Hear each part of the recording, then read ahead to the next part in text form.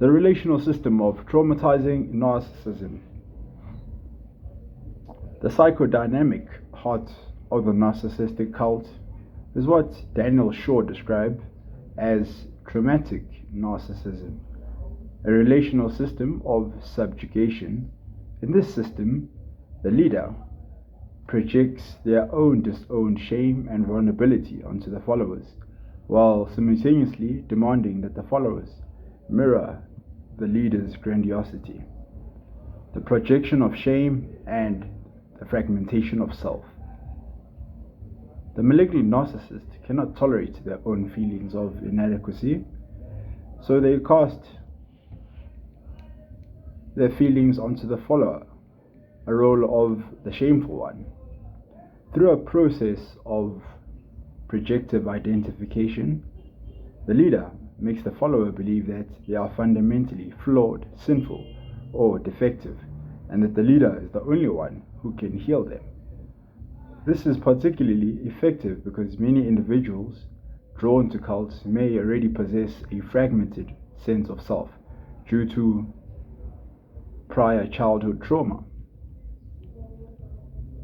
The follower becomes enthralled, a term Eric Hoffer used to describe the true believer who clings to a commitment as if their life depended on it.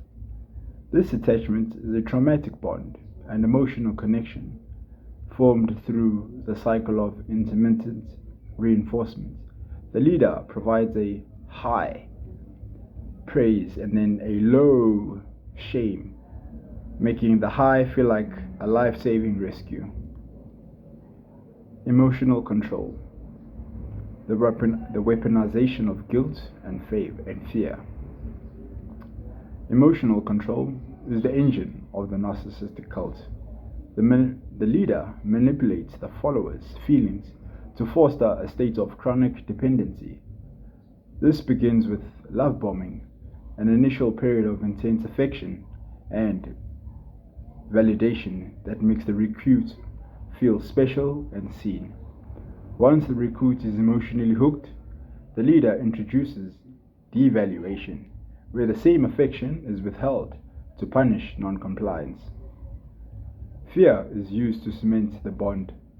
Narcissists instill phobias about the outside world, telling followers that if they leave the group, they will become insane, suffer a terminal illness, or lose their eternal salvation.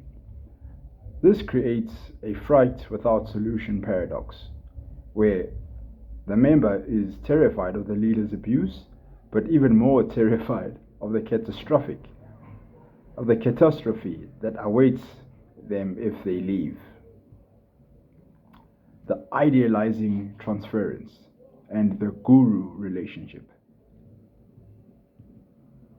Drawing on Kohut's self-psychology, researchers have identified a psychosocial fit between the needs of the narcissistic follower and the charismatic leader. The follower seeks an idealized self-object to stabilize their own defective sense of self, and the leader provides this by presenting as an omnipotent parent figure. This idealizing transference allows the follower to feel whole through their association with the perfect leader. However, this is a parasitic exploitation. The leader does not use their power to enlighten the follower, but to achieve psychological enslavement. The follower's identity is gradually dissolved as they are molded into a pseudo-identity that serves as a mirror for the leader's false self. Social stratification and the flying monkey ecosystem. To maintain their control, the narcissist creates an internal hierarchy that mimics a pyramid scheme. The social architecture ensures that the leader is protected from accountability and that any internal dissent is quickly identified and neutralized. the recruitment and motivation of flying monkeys. The term flying monkeys describes individuals who, knowingly or unknowingly, become the instruments of a narcissist campaign against a target. In a cult, these are often inner circle members who have been fully indoctrinated and feel the deep, blind allegiance to the leader. Their motivations are complex. One may be self-preservation. Some flying monkeys act out of fear. They believe if they are on the good side of the knock, they will be safe from the abuse they see others suffer. Need for belonging. Aligning with a charismatic leader offers a sense of status and perceived safety in a chaotic world. Projected abusiveness.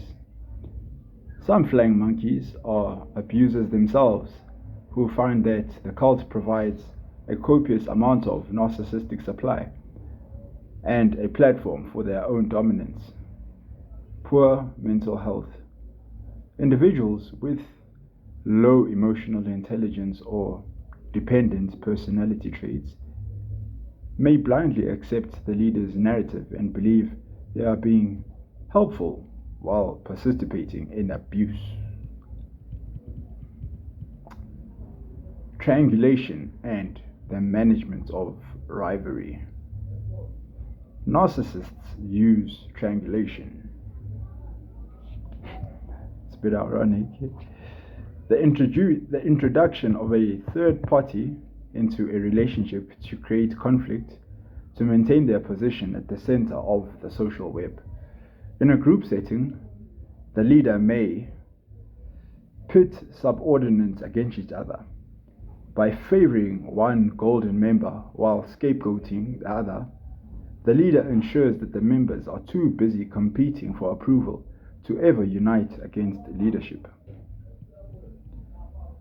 Establishing a gatekeeper hierarchy. High-ranking members act as filters, deciding who gets access to the leader and withholding that access is a form of punishment. Conduct smear campaigns. When a member begins to question the group, the leader uses flying monkeys to spread rumors and discredit the dissenter. The circle of chaos allows the narcissist to maintain a mask of innocence and divine concern, while their minions do the dirty work of harassment and intimidation. The mini cult narcissistic family systems. Many of the dynamics found in large-scale cults are first learned in the mini cult of the narcissistic family. Psychotherapists like Daniel Shaw and Amanda Robbins note that these families operate under a prime directive to meet the needs of the narcissistic parent at the expense of everyone else. The erasure of authenticity and the image first directive. In a narcissistic family, image is first, feelings are last. Authenticity is unwelcomed. The parent, much like a cult leader, is the all-powerful, all-knowing, and almighty. Children are not seen as individuals, but as Hijacks or mini-me's who are admired when they perform and discarded when they do not. This results in enmeshments where boundaries are collapsed and children are forced to absorb the parents' emotions, develop hyper-vigilance, and overfunction, taking on adult responsibilities to maintain the family's polished, eternal image. The intergenerational transmission of cult susceptibility. Growing up in such a system often leads to a moral injury as the child is forced to sacrifice their authentic self on the altar of parental ego. This traumatizing narcissism creates a psychological grip that can lead survivors to enter cults of two in their adult relationships or join actual control groups. They have been pre-programmed to seek external validation and to accept coercive control as a form of love.